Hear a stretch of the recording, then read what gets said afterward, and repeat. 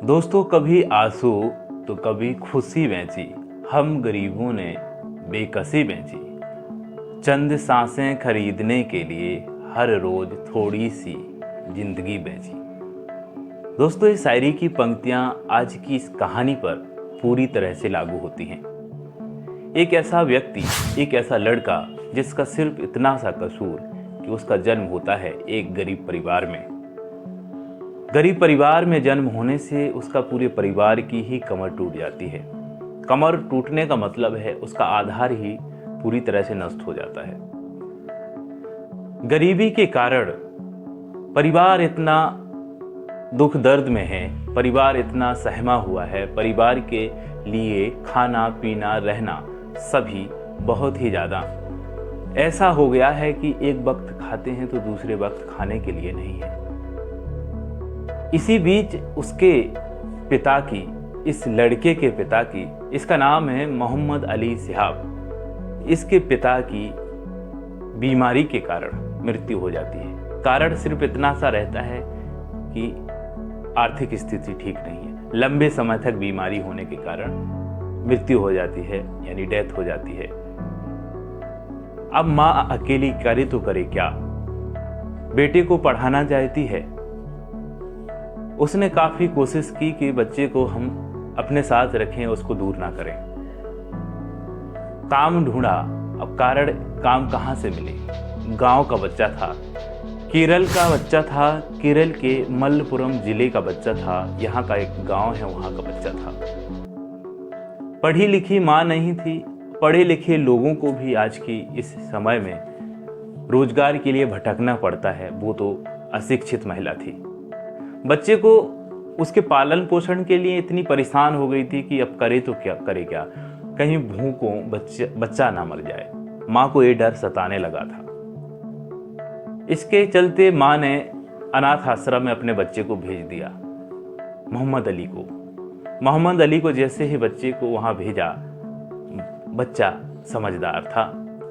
बच्चे ने सोचा कि मेरी माँ ने मेरे लिए अनाथ आश्रम भेजा है, कोई कारण रहा होगा। अब ऐसी कौन सी माँ है कि जो अपने बेटे को अनाथ आश्रम भेजे, अपने जिंदा होते हुए भी। लेकिन हाँ, इस माँ ने सोचा।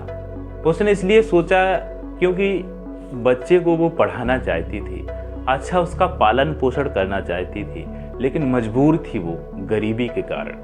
क्या करे तो करे क्या। वो खुद भूखी है, बच्चे को भूखा नहीं देखना चाहती थी। कोई भी माँ अपने बच्चे को भूखा नहीं देखना चाहती है, चाहे वो कुछ भी उसको करना पड़े। इसी के चलते उसने उसको अनाथ आश्रम भेज दिया। अनाथ आश्रम बच्चा चला जाता है, अनाथ आश्रम मोहम्मद अली चला जाता है। अब उसको पूरी जिम्मेदारी अपनी पता है कि माँ ने मेरे को क्यों भेजा है। इसी प्रकार से भारत के हर एक स्टूडेंट को, हर एक विद्यार्थी को उसके माँ बाप, उनके पेरेंट्स घर से भेजते हैं, बड़ी मजबूरी में भेजते हैं। किसी के पास पैसे हैं, किसी के पास नहीं है। हर एक परिवार एक सा नहीं है। अपने हर एक माँ बाप ये सोचते हैं कि हमारा बेटा आगे जा कर के हमारे सपनों को पूरा करे। गहने, जमीन जायदाद जो कुछ भी होती है गरीब परिवार के पास, वो गिरवी रख करके भेज देते हैं बड़े बड़े शहरों में। लेकिन इसके पास तो कुछ नहीं था, कैसे भेजे। तो इसने सोचा अनाथ आश्रम भेज दें। अनाथ आश्रम में गया मोहम्मद अली। पूरे 10 साल यहाँ पर बिताए। माँ रोती रही, गांव में बिलखती रही। मोहम्मद अली अपने अनाथ आश्रम में रहता है। खाना पीना रहना सब कुछ मिल रहा है। पढ़ाई की बात करें, पढ़ाई भी उसने 10 साल वहीं पे रह के की।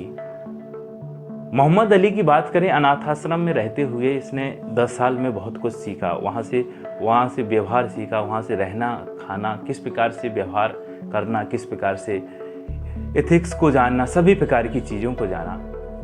और वहाँ पे पढ़ाई इतनी लगनता से की, मेहनत से की कि उसकी मेहनत रंग लाई।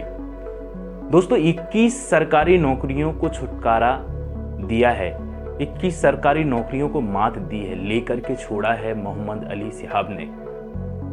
और पढ़े लिखे लोगों की बात करें, मेहनत की है उसने, मेहनत की है। माँ का वो चेहरा याद था जिसके कारण उसको भेजा गया था।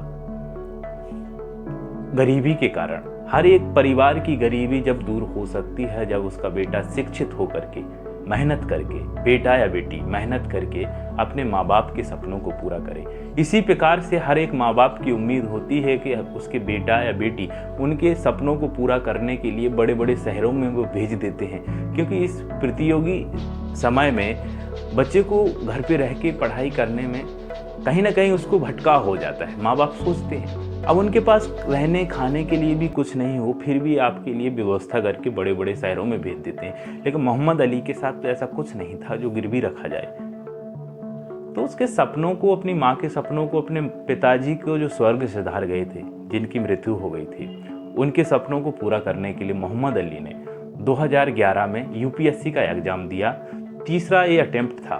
तीसरे अटेम्प्ट में उसने 226वीं रैंक लाई यूपीएससी में और ऑफिसर का पद मिला, आईएएस का पद मिला और सपनों को पूरा किया। और उस गरीबी से कह दिया, गरीबी को मात देकर बोल दिया कि तेरी क्या औकात है जो एक सच्चे और अच्छे व्यक्ति का जो मेहनत करता है उसके सपनों को पूरा करने में तू रोक ले। दोस्तों, गरीबी की इतनी कोई औकात नहीं होती है कि इसके सपनों को पूरा नहीं किया जा सके। इससे पहले हमने जो ऑस्ट्रेलिया में जो लड़का गया था उसकी कहानी बताई थी, सच्ची कहानी है शाहरुख की। उस कहानी को आप देखना चाहें तो वीडियो के डिस्क्रिप्शन में आपको कहानी की लिंक मिल जाएगी, वहाँ से जा सकते हैं और देख सकते हैं। कहानी ये इसी प्रकार की मोहम्मद अली सिहाब की एक कहानी है, किस प्रकार से मेहनत करता है और उस गरीबी को मात देता है, उसको लात मारता है गरीबी को कि तेरी क्या औकात है जो हमारी मजबूरी को मजबूती ना बनाए। उसने अपनी मजबूरी को मजबूती बनाया और यूपीएससी क्रैक किया। 2011 में 226वीं रैंक ला करके अपने माँ का सपना पूरा किया। अपनी माँ को जिस प्रकार से उसने तड़पता देखा है अनाथ आश्रम में रहते हुए, उसको पूरा किया। दोस्तों, हर एक परिवार की, हर एक भारत के स्टूडेंट की यह स्थिति है। ज़्यादातर बात करें 60 से 65% भारत गरीबी वाला ये क्षेत्र है। गरीबी, गाँव के लोग ज़्यादातर गांव से बिलोंग करते हैं, उनके साथ इस प्रकार की समस्याएं आती हैं और शहरों में वो पढ़ना चाहते हैं, लेकिन समस्या है गरीबी। उनके माँ बाप उनको भेज देते हैं किसी भी प्रकार से बड़े बड़े शहरों में। वहाँ जाकर के वो किस प्रकार से पढ़ें, किस प्रकार से मेहनत करें, ये सीख जो दी है मोहम्मद अली सिहाब ने, किस प्रकार से मेहनत करें। मोहम्मद अली सिहाब हीरो बने हुए हैं उन सभी छात्रों के जो किसी भी एग्जाम की तैयारी करना चाहते हैं। 21 सरकारी नौकरियों को पाता है, यूपीएससी को भी क्रैक करते हैं, ऑफिसर बनता है। मोहम्मद अली सिहाब एक उदाहरण है।